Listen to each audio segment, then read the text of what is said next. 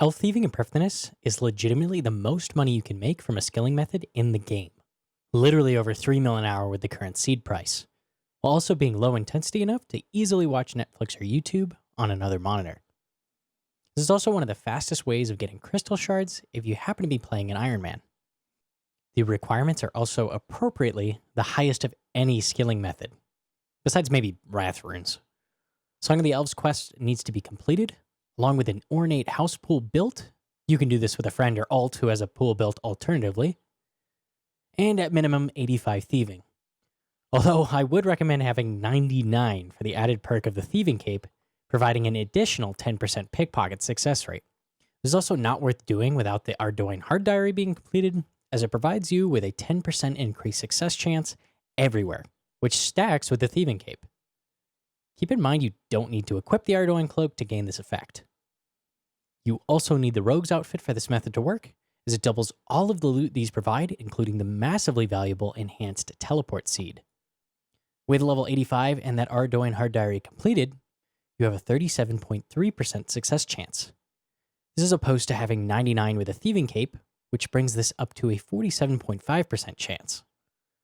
This guide assumes you have 99 thieving. If you're trying this with less than 99 thieving, you will thieve about 24% slower, bringing your GP an hour closer to 2.3 mil an hour. For equipment, you just need the rogue's outfit and thieving cape, as well as a dodgy necklace equipped. I personally bring a butterfly net to catch any crystal implings I happen to spot while training. You need 80 hunter to catch them at all, and 90 to catch barehanded. So if you have less than 80 or more than 90 hunter, don't bother bringing a net. The implings are worth an average of 72k, with a 1 out of 50 chance of dropping an elite clue, and I was seeing about 1 per hour. These are definitely worth catching. For my inventory, I bring 19 dodgy necklaces, a chisel to cut up any diamonds I might receive. You actually profit from cutting these into bolt tips, so this is a better option than alching the diamonds, as well as an impling jar if you're between 80 to 90 hunter in order to catch crystal implings. The rune pouch is a questionable addition to the inventory. They do drop both nature and death runes, but they do not automatically get added to the rune pouch. Personally, I don't think I would bring it for subsequent trips, as it's really too annoying to use. The method I utilize requires your house be in Prifddinas. This is a good idea anyway, as it's the closest teleport to the Arworth Slayer dungeon. There are several elves outside of the house portal. The benefit of thieving near the house portal is that once you are out of health, you can simply go back in the portal and restore at your ornate pool. I set my quick prayers to rapid heal and redemption, as these will help keep your health up before being forced to go restore at your pool. From guides I've seen online, most people tend to pickpocket Lindir, and this is a good option if you have a friend to help you pickpocket. He is the closest elf to the portal, and he literally never leaves this house, even if you have the door open. He's relegated to these 4 tiles inside his house. This means he never has to be lured. It's pretty convenient. If you have a friend, you can trap him in the corner, allowing you to turn on one-click mode and spam pickpocket him without moving your mouse. Now, unfortunately, these elves left-click is talk, which prevents you from left-click pickpocketing like with RD Knights. I hopped many worlds, and not that many people were doing this method. I only happened to find a world with a person here once, but it really did speed things up having him there. Elves occasionally drop wines, which allow your trips to be lengthened a bit before you have to hit your house to restore. You on average get about 5 minutes of pickpocketing before needing to restore.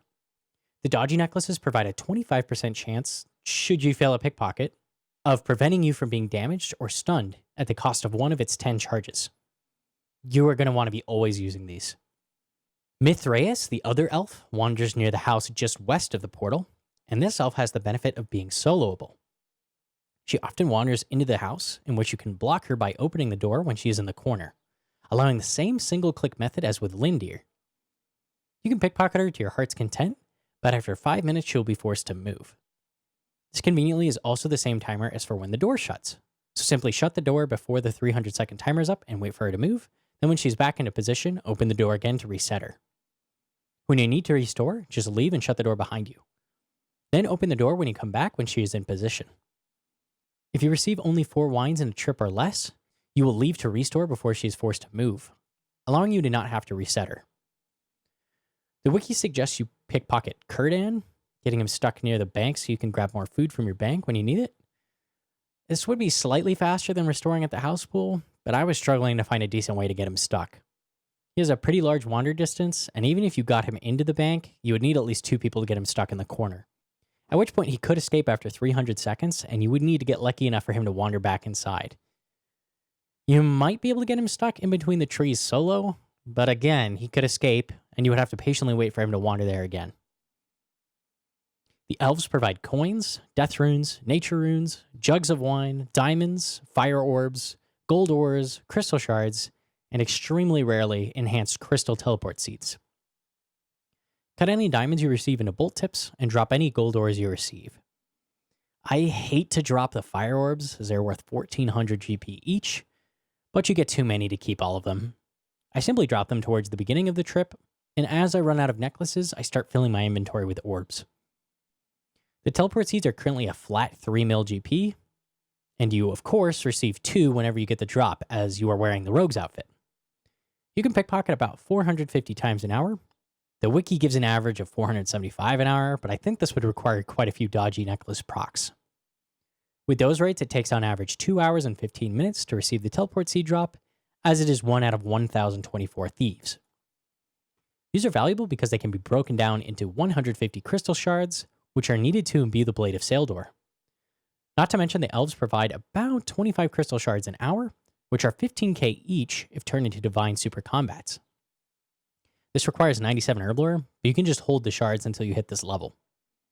These teleport seeds are held steady in their price not only by the Blade of Saeldor, but also by the value of divine potions. I want to mention some RuneLite plugins that can speed up the thieving process and just generally make things easier. The most useful plugin I utilize for this method is the NPC idle timer, which is actually an external plugin that needs to be installed in the plugin hub at the bottom of the plugins tab in RuneLite. When you put an NPC's name in this list, they will have a 300-second timer placed over their head, which resets upon them moving. This is extremely helpful for thieving, as the NPC you trap is forced to move after 300 seconds and can escape. This allows you to move and let their timer reset when they are nearing 300 seconds. I place the exact words, "Your dodgy necklace has crumbled to dust," inside the chat notification plugin. This simply notifies me when my dodgy necklace has crumbled to dust. In the menu swapper plugin, I change my home left click option to home. You can also change it to build mode if you want. This just allows you to quickly enter your house. I also adjusted the implings plugin to notify me when a crystal impling is in the area.